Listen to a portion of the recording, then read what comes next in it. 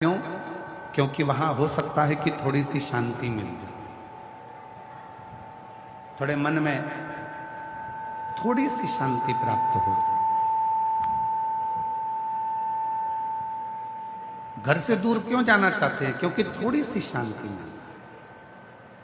पर ईमानदारी से बोलो, घर के बाहर जाने पर भी शांति का अनुभव नहीं मिलता।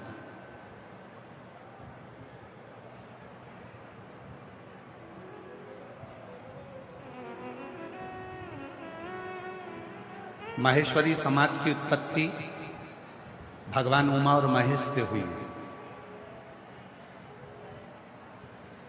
संपूर्ण जगत में जितना भी माहेश्वरी समाज दिखता है वो सारा के सारा भगवान महेश और माता उमा की देन है।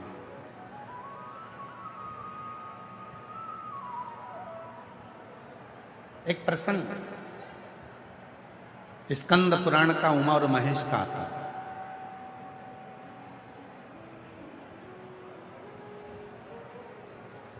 भगवान शिव की 51 शादियों में से एक शादी का प्रसंग है भगवान महेश और उमा के विवाह का। शिव जी की जो 51 शादियां हुई हैं, कात्यायनी, कुष्मांडा, चंद्र घंटा, स्कंधा, उमा, महागौरी, कालरात्रि, धुमेश्वरी, कमला, मातंगी, बगला, ऐसी जो शिव जी की अर्धांगिनियों के रूप में जो मां विराजमान हुई, तो उसमें एक नाम आता है माता उमा का, जो भगवान महेश से विवाह हुआ, भगवान शिव से विवाह। और बड़ा सुंदर प्रसंग, भीलवाड़ा नगर से इस कथा को प्रारंभ कर रहे हैं। उमा महेश की इस पवित्र आनंदमय लीला से कथा की शुरुआत करते। माता उमा आज भगवान महेश के पास में हिमालय के शिखर पर बैठे हुए।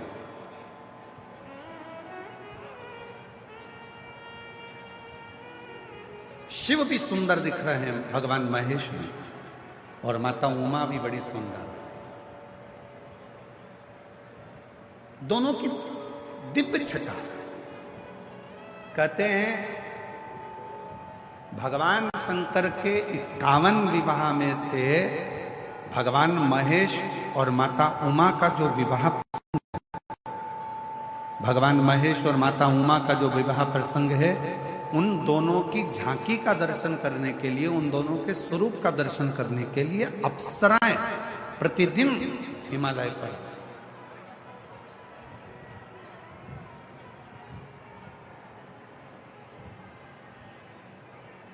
प्रतिदिन अप्सराएं आती थी। क्यों? क्योंकि दोनों की झांकी बड़ी सुंदर थी, दोनों का स्वरूप बड़ा सुंदर था। भगवान महेश मां उमा के साथ में हिमालय पर विराजमान है, बड़ी सुंदर उनका स्वरूप है, बड़ी सुंदर उनकी झांकी है, बड़ा सुंदर उनका स्वरूप बना हुआ है, बड़ा सुंदर।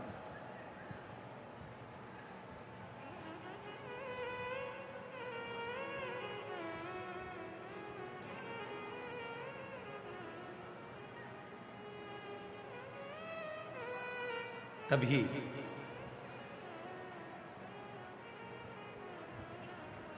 कुछ देर बाद माता उमा भगवान श्री महेश के पास आई। कुछ कार्य से चली गई और जाने के बाद में भगवान श्री महेश के पास में आई और भगवान श्री महेश के पास आकर उनके चरणों को नमन करा, भगवान श्री महेश को प्रणाम किया। और माता उमा ने भगवान श्री महेश को प्रणाम कर कर, नमन कर कर प्रार्थना करी कि मुझे आपके साथ एक खेल खेलिए जो संपूर्ण जगत के हित का खेल है।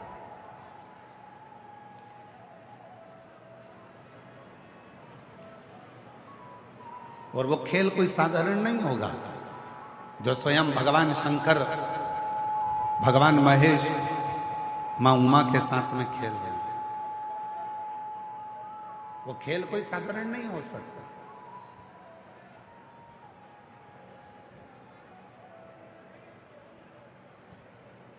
मेरे भगवान श्री राम जी ने बाल्यावस्था में जितने खेल खेले वो संपूर्ण जगत के कल्याण के लिए खेले। मेरे भगवान कृष्ण ने अपनी बाल लीलाओं में जितने भी खेल खेले वो संपूर्ण विश्व के कल्याण के लिए खेले। और मेरे भगवान शंकर ने भी माता पार्वती के साथ, माता सती के साथ,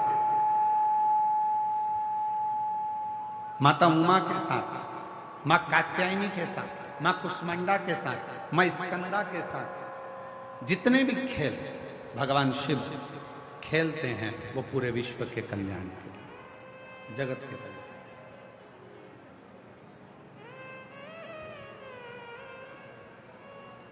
शिव की,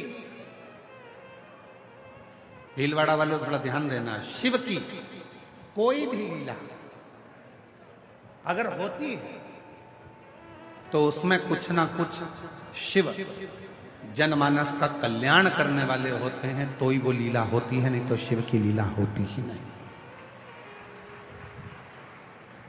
अगर भीलवाड़ा में शिव महापुराण की कथा हो रही है, भीलवाड़ा में यदि भगवान शंकर की यह पवित्र कथा 7 दिन की आई है,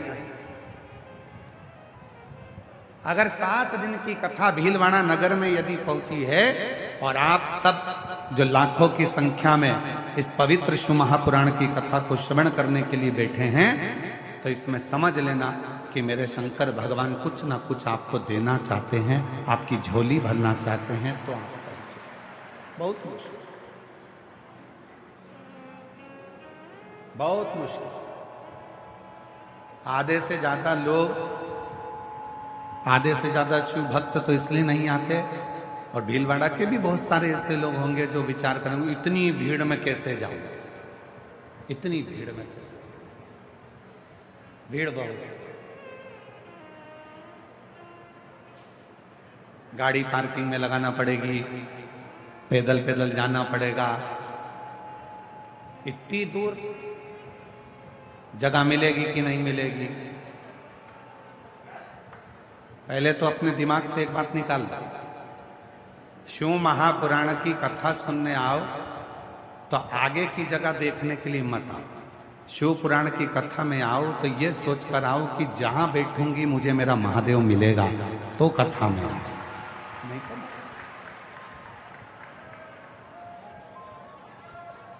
और तुम्हारी कितनी भी पहचानो, कितने भी वीआईपी से पहचानो, तो भी शिव पुराण के दरवाजे पर आकर ये मत कहो कि तू मुझे जानता नहीं है। ये नहीं जानता चलेगा, वो जानता है। हमारे भीतर कोई विस्मयता उत्पन्न ना हो, हमारे मन के भीतर कोई भेदभाव उत्पन्न ना हो।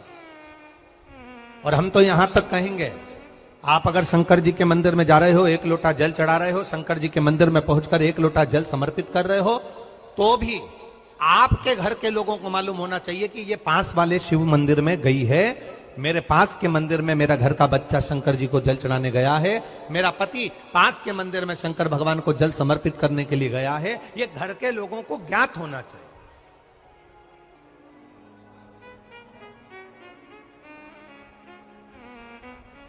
घर के लोगों को ये मालूम होना चाहिए कि ये पास के मंदिर में मेरी धर्म पत्नी गई है, पास के मंदिर में मेरे माता पिता गए, पास के मंदिर में मेरे परिवार के लोग हैं। ये आपकी चित्तवृत्ति में और परिवार की चित्तवृत्ति में ये बात रहना चाहिए, छुपा कर नहीं जाना।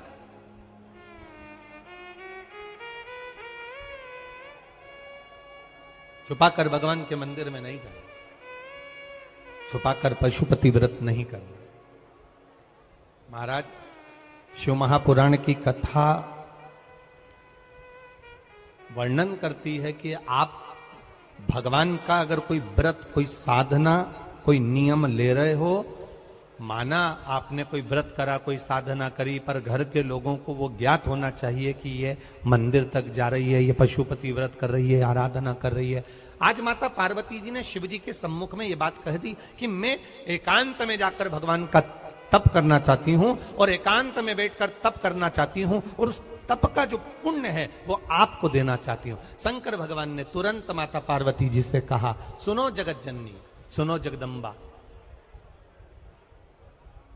सुनो पार्वती, आप तप करो, मना नहीं है, आप साधना करो, मना नहीं है, आप आराधना करो, मना नहीं है, और आप सोचो कि आपकी करी गई तप साधना का पुण्य आप मुझे दे दो, तो भगवान तुरंत कहते हैं पार्वती जी मुझे आपके तप साधना का पुण्य नहीं चाहिए, आप अपना पुण्य अपने पास में रखो, हमें आपका पुण्य नहीं चाहिए। अभी तक जितनी शिव महापुराण की कथा हुई, उस कथा में आज तक ये बात नहीं निकली जो आज आप लोगों के बीच में इस भोपाल नरेला विधानसभा में जो कथा चल रही है, इसमें ये कहना चाह रहे हैं। बड़ा ध्यान लगाकर सुनना। आप अगर 5 महीने तक, 6 महीने तक, 3 महीने तक, 2 महीने तक, 15 दिन, 20 दिन, 1 महीना, 1 साल, 2 साल, 8 साल, 4 साल अगर आपने शंकर भगवान को जल चढ़ाया है, तो शिव महापुराण की कथा यहां तक कहती है कि आपके घर में अगर कोई व्यक्ति बहुत दयनीय स्थिति में पड़ा हुआ है, हॉस्पिटल में पड़ा हुआ है, कोई तकलीफ में पड़ा हुआ है, कोई कष्ट में पड़ा हुआ है, तो आप जब भगवान शिव को जल समर्पित करो तो बाबा से ये विनती कर कर भी जल समर्पित कर सकते हो कि मेरे परिवार का एक व्यक्ति, उसका ये साथ में ये हो गया और वो हॉस्पिटल में पड़ा, उसका नाम ये है, गोत्र ये है। बाबा हमने जो तप साधना करी है, हमने जो इतने महीने तक आपको जल समर्पित करा है, हमने जो बेलपत्र समर्पित करी है, मेरे बाबा आज स्वीकार करना। और जो हॉस्पिटल में पड़ा है, जो कर्जे में लदालूम पड़ा है, जो तकलीफ भोग रहा है, ऐसी कृपा करना बाबा कि मेरे 2 महीने जो मैंने जल चढ़ाया है, उस चढ़ाए गए जल का पुण्य मैं उसके खाते में देती हूं और उसको ठीक कर देना। यह पुण्य का भाग,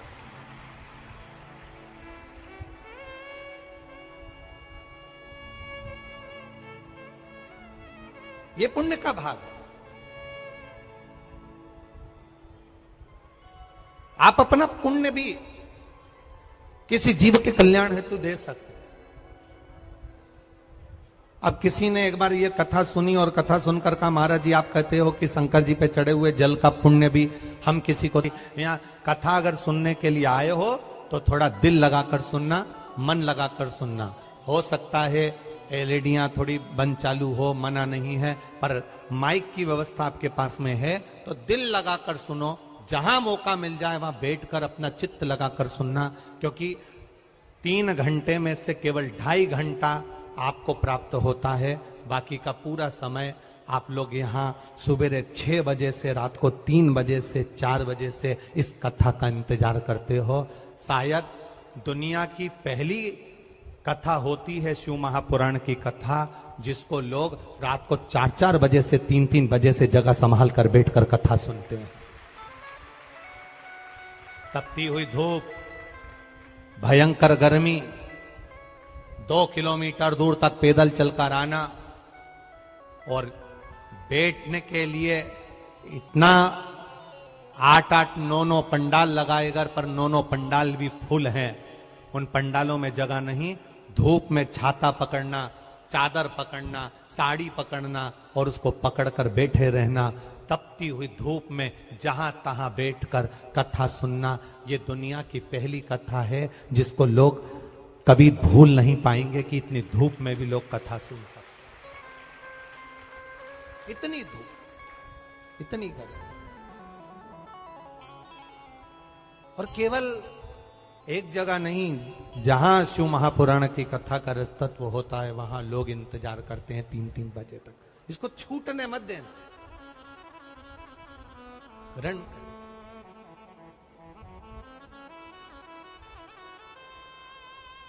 शादी में गए हो, 500 का लिफाफा दिया है तो भोजन कर कर जरूर जाना। और कथा में धूप में चलकर आए हो तो भले आधे घंटे की सुनना, पर कथा में दिल लगाकर जरूर जाना।